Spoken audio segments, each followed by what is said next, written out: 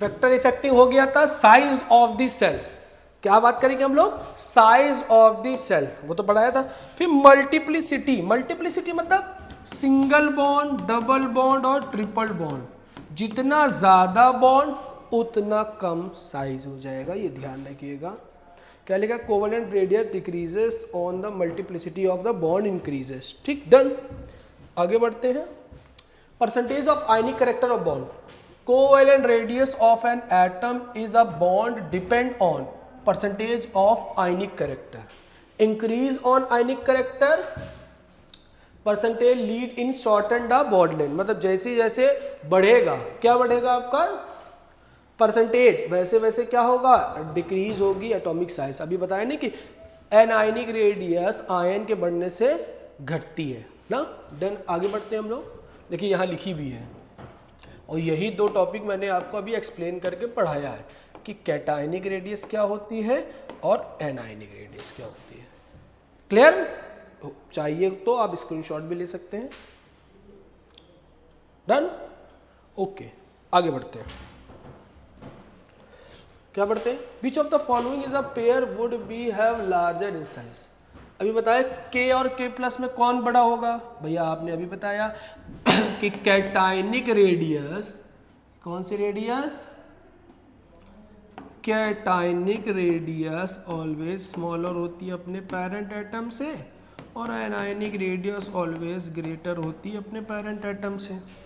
तो इसमें कौन बड़ा? तो भैया K और K प्लस में भैया K बड़ा, Br और Br माइनस में सर Br बड़ा, O डबल माइनस और F माइनस। अब इसमें एक और क्या आगे टॉपिक कि अगर आइसो इलेक्ट्रॉनिक है,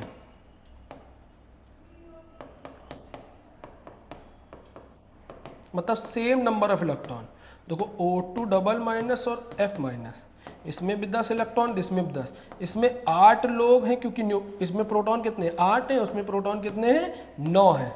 तो जिसमें ज़्यादा प्रोटॉन उसकी साइज कम, तो क्या होगा? F minus is always lesser than O double minus. तो इसमें कौन बड़ा होगा भैया? O। इसमें भी देखिए लिथियम और सोडियम में भैया ऊपर से नीचे आने पे क्या होता है? इंक्रीज होता है, तो कहेंगे भैया सोडियम बड़ा। फास्फोरस आर्सेनिक में कहेंगे फास्फोरस बड़ा। अब इसमें भी देखो 10 इलेक्ट्रॉन मिलके 11 लोग खींच रहे हैं, यहाँ 10 इलेक्ट्रॉन मिलके 12 लोग खींच रहे हैं, तो कौन ज़्यादा खींचेगा भैया? ये वाला खींचेगा। तो रेडियस किसकी बड़ी होगी? सोडियम की। हो गया? डन। समझ में आ गया रेडियस के बारे में? अब नेक्स्ट टॉपिक पे चलते हैं हम लोग आगे। आयनिक आयोनाइजेशन। क्या लिखा बेटा? Ionisation potential. क्या होता है ionisation potential? It is the amount of energy required to remove the, मैं कह रहा हूं कि किसी भी आइसोलेटेड गैसियस एटम से उसके सबसे loosely bonded mean outer sir electron को निकालने में जितनी एनर्जी रिक्वायर्ड होती है उसको हम लोग क्या बोलते हैं? Ionisation energy. अब देखिए पढ़िए, the amount of energy required to remove the most loosely bonded electron from in isolated gases atom is called ionisation energy. फिर the amount of energy required to remove the first, second and third. अब first, second, third की बात कर दिया इसने, तो मैं आपको अभी थोड़ा सी एक्सप्लेन करता हूँ। देखिए क्या एक्सप्लेन करता हूँ। हाँ, यहाँ पे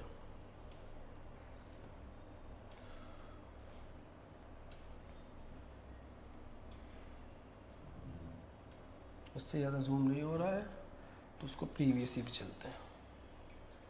यहाँ पे एक्सप्लेन हो जाएगा। देखिए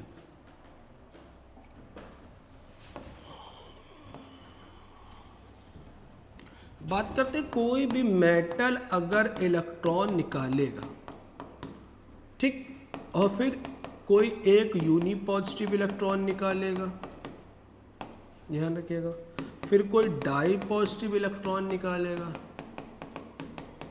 ठीक, तो कोई न्यूट्रल एटम एक इलेक्ट्रॉन निकालता है तो उसको कहते हैं फर्स्ट आयोनाइजेशन, कोई यूनी पॉजिटिव निकालता है उसको कहते हैं सेकंड आयोनाइजेशन, और कोई ये निकालता है उसको कहते हैं हम लोग थर्ड आयोनाइजेशन पोटेंशियल। क्लियर? और जैसे जैसे रिमूव होता जाएगा इलेक्ट्रॉन तो इफेक्टिव न्यूक्लियर चार्ज क्या होगा? इंक्रीज होगा।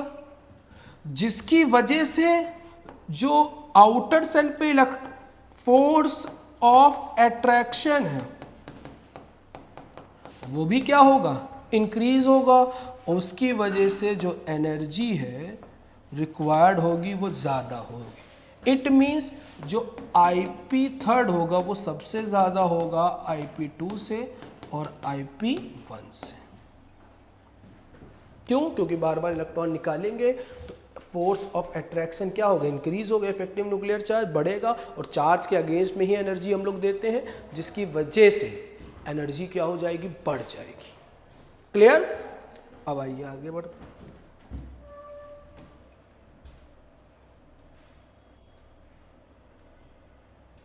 ठीक, ये वही डिनोट कर रहा है, देखो क्या लिखा है, IP3 is greater than IP2 is greater than IP। आगे बढ़ते हैं, क्या लिखा है, explanation the removal of second electron in the relatively more difficult because of after removal of the first electron remaining electron in the cation are more effectively pulled by the nucleus. मैंने कहा ना more effectively pulled होगा due to increase in the effective nuclear charge, thus IP3 is greater than IP2 is greater than IP। Done? फिर बात करते हैं, ये इतने नंबर ऑफ फैक्टर्स हैं, आपको सब नहीं पढ़ना है। क्या ज़्यादा सबसे ज़्यादा पढ़ना है, एक तो नंबर ऑफ सेल है भैया, जितनी बड़ी सेल होती जाएगी उतना इलेक्ट्रॉन दूर जाएगा, दूर जाएगा तो इफेक्टिव न्यूक्लियर चार्ज कम होगा, जिससे कम एनर्जी देनी पड़ेगी। Effective nuclear charge is greater than करेंगे is directly proportional to energy. जितना ज़्यादा इफेक्टिव न्यूक्लियर चार्ज उतनी ज़्यादा एनर्जी रिक्वायर्ड होगी।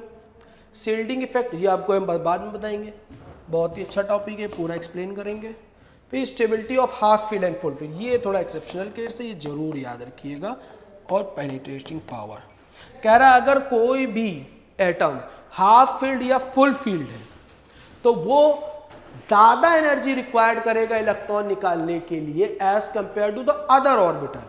हाफ फील्ड मतलब सभी इलेक्ट्रॉन में एक एक इलेक्ट्रॉन है, फुल का मतलब सब में पेयर्ड इलेक्ट्रॉन है। और penetrating power in any atom the s orbital is nearly to be a newer close. सबसे ज्यादा पास कौन होता है, s, जिसकी वजह से इस पे फोर्स ऑफ अट्रैक्शन क्या होता है, सबसे ज्यादा, तो इस पे ज्यादा एनर्जी देनी पड़ेगी एज कंपेयर टू p और एज कंपेयर टू d। तो सबसे ज्यादा एनर्जी रिक्वायर्ड किस पे होगी, कहेंगे s, फिर उसके बाद p, फिर उसके बाद d। फिर ट्रेंड, पीरियोडिक ट्रेंड क्या होता है, पीरियोडिक ट्रेंड कोई बताएगा? ट्रेंड का मतलब होता है left to right in a period और top to bottom down the group. अगर लेफ्ट टू राइट जाएंगे, पिछला याद करिए कि हमारी एटॉमिक रेडियस क्या हो रही, कम हो रही है। एटॉमिक रेडियस क्यों कम हो रही, क्योंकि इफेक्टिव न्यूक्लियर चार्ज क्या है, बढ़ रहा है, जिसकी वजह से आयोनाइजेशन एनर्जी भी क्या होगी, बढ़ेगी, क्योंकि एटॉमिक साइज क्या हो रहा है, घट रहा है, मतलब छोटा होता जाएगा, छोटा होगा, फोर्स ऑफ अट्रैक्शन ज़्यादा होगा। तो लिखा क्या है, the value of ionisation energy normally increases across the period because the effective nuclear charge increases and atomic size decreases. और जस्ट उल्टा in a group top to bottom आने पर नंबर ऑफ सेल बढ़ रही है, मतलब न्यूक्लियस से electron की दूरी बढ़ती जा रही है, जिसकी वजह से क्या होगा, हमको लेस अमाउंट ऑफ एनर्जी क्या होनी पड़ेगी, देनी पड़ेगी, और हमारा इलेक्ट्रॉन तुरंत निकल जाएगा, इजेक्ट हो जाएगा। क्लियर बात, समझ में आ रही है आपको? आगे बढ़ते हैं।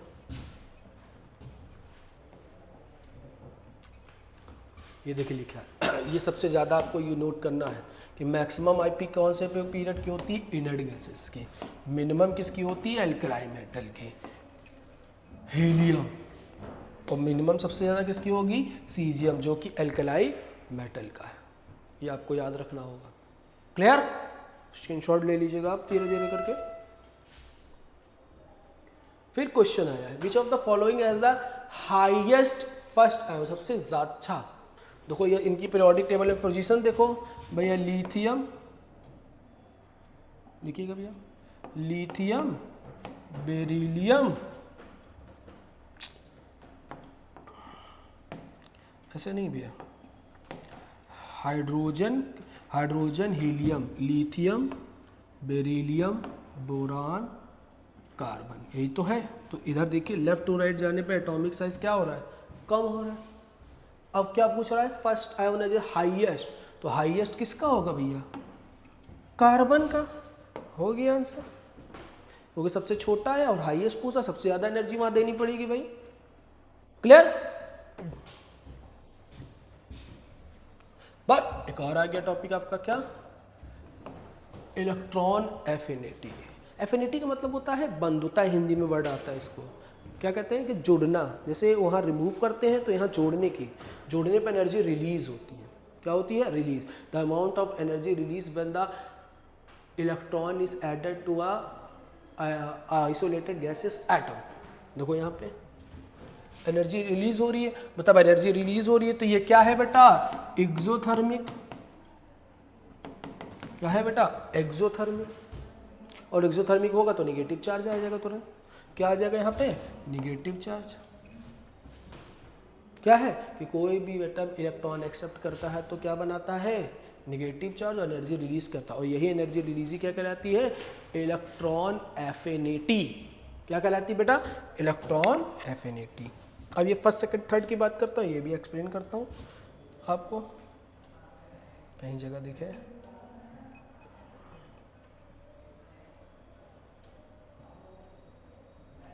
देखिए यहाँ जगह थी, क्या है देखिए,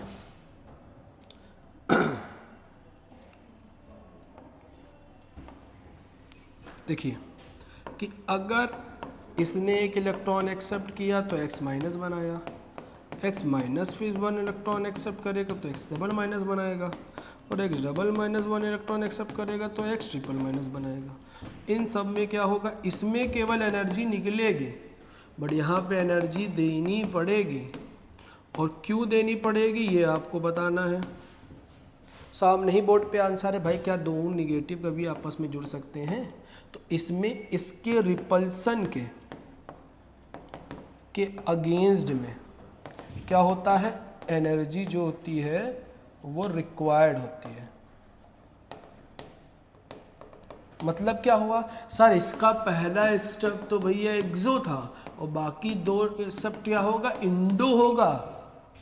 मीन्स पहले स्टेप में तो एनर्जी निकलेगी, बट दूसरे स्टेप में क्या होगी? एनर्जी देनी पड़ेगी। क्यों? Due to the repulsion force between an ion and electron. Am I right? Okay, आगे बढ़ते हैं। ये भी एटॉमिक साइज। भैया जितना छोटा एटम होगा वो उतनी जल्दी ही इलेक्ट्रॉन को क्या कर लेगा? एक्सेप्ट कर लेगा। क्या लिखा है? When the atomic size and radius increases the electron entering to the outermost orbits more weakly, कि बहुत ही दूर न्यूक्लियस होगा, अट्रैक्शन अच्छा नहीं होगा by the nucleus and the value of electron affinity is lower। तो क्या होगा? लोअर होगा। जितना छोटा एटम होगा जल्दी एक्सेप्ट करेगा तो इलेक्ट्रॉन के क्या जो भी वैल्यू आएगी वो ज़्यादा आएगी। न्यूक्लियर चार्ज जितना ज़्यादा होगा एनर्जी उतनी ज़्यादा रिलीज होगी, ये याद रखिएगा। Clear? Periodic trend, atomic size decreases with